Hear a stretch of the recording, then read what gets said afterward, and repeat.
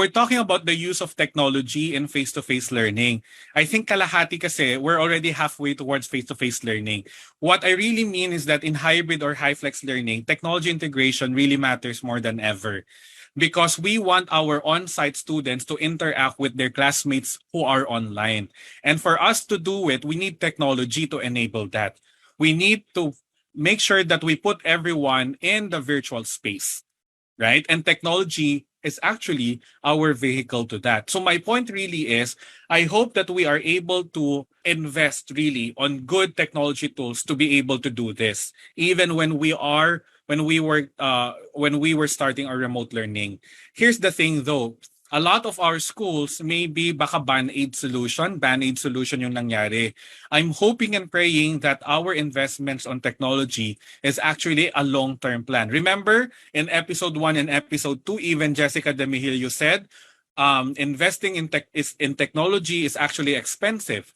But our schools, our society right now needs us to invest. So therefore, the investment that we have is a long-term investment. Hence, when we do long-term investment, going back to learning experiences, despite our technology to be advanced, to be new, remember that it's pedagogy over technology. Technology's rule is to enable and support active learning experiences. That's why I'm saying to you that, again, try to go back to the design of your lesson. You should be able to promote or develop or enable the 3 main modes of interaction so that hindi lang student-to-teacher lecture ang nangyayari. There's student-to-student interaction and even student-to-content active learning interaction. Right? So I'm gonna show you a sample. What is a sample? Sir Jim, what's a sample simple hybrid or high flex learning activity? I'm lifting this from it's a general sample. I've lifted this from the plan of of the teachers in grade 6 CLE. And you know, this is an example. This is an example. How do you do CLE class, for example? Students get ready. So online students are in Zoom. On-site students are ready with their learning device and materials in the classroom, physical classroom. Teacher is in front, teacher is ready, teacher is showed the whole set of students, the panel in the TV. So everyone is there. Teacher engages them on a review activity via a thinking routine called See, Think, Wonder. So both groups actually answer in the Padlet wall prepared by the teacher. You know Padlet, right? Teacher leads processing, addressing both online and on-site students. So look at this. Despite being in different spaces because of Padlet, because of a technology app that is called Padlet, students, regardless whether they are on-site and online, can interact with one another. And who is the key character there, putting all the discussion and processing together? It's the teacher. Right? So after this review activity, teacher and student proceed to the discussion, the topic at hand. So because it's a discussion led by the teacher calls students from both groups, addressing the online students to keep them on their toes for participation. Teachers using slides, sharing both to online and on-site students. But the key here is teacher talks to both online and on-site student. Medyo effort po ito on the side of the teacher because the teacher is now addressing both online and on-site students. Now, what if we want to have group work, right?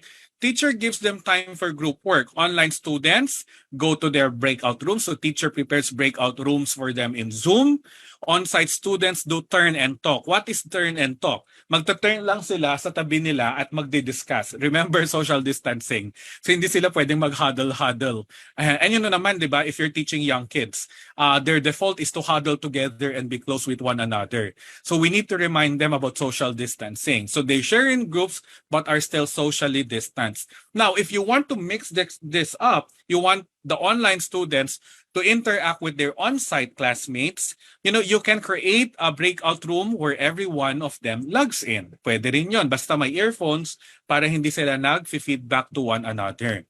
Now, what about checking for understanding or formative assessment after the discussion? You can have a Kahoot, for example, or maybe if you're using an LMS like Schoology, you have actually an online assessment platform or feature in Schoology where everyone can actually access them.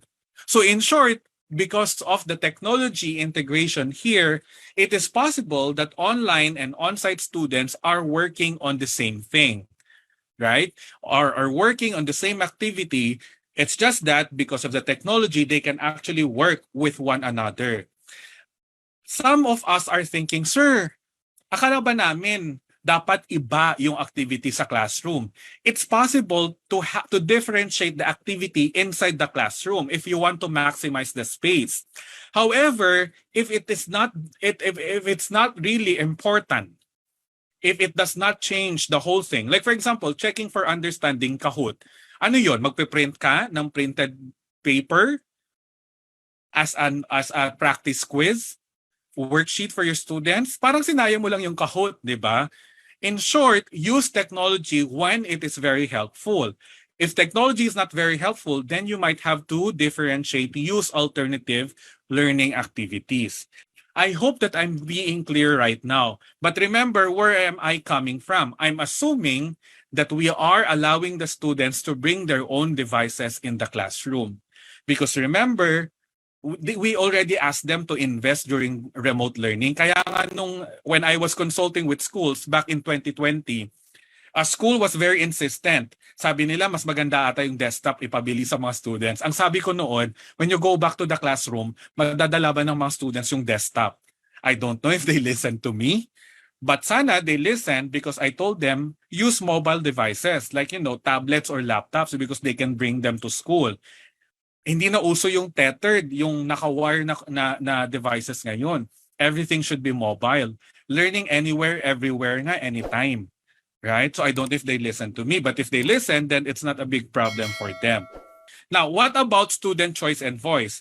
Your learning experiences, again, in terms of student voice and choice, should give the students choice to how they should learn, acquire their knowledge and skills. In short, they should have options. So for example, you want them to understand the meaning of the water cycle. There are different ways of showing our students how to understand it. It could be a diagram, it could be a video, it could be an article. So in short, there is choice on how they could learn. The student choice is not anchored on learning styles. I'm going to say this publicly, learning styles and learning preferences, it's actually a debunked education myth. Go online, it's a debunked education myth. It's not the same. It's not the same with multiple intelligence. Learning style, learning preference, it's not the same with multiple intelligence. So do not confuse. We are giving student choice in the path of learning because it's not because of learning style. It's because we believe that when they are given the option that is best that works for them, then they could acquire learning better. In psychology of learning, we have what we call as dual coding. Students learn better when they hear and see things.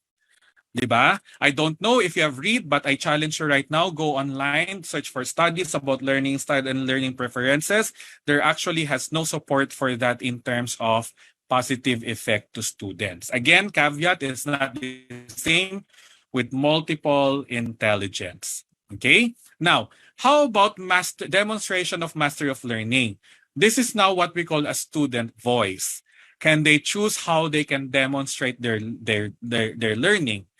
Student choice and student voice are very important components of student-centered, learner-centered activity.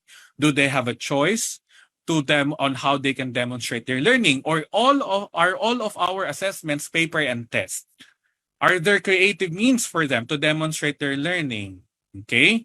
When we combine student choice and student voice, we now promote learner agency. And when we promote learner agency, we are giving the students responsibility over their choices. We are asking them to be reflective, to set their goals, and to adjust how they are learning.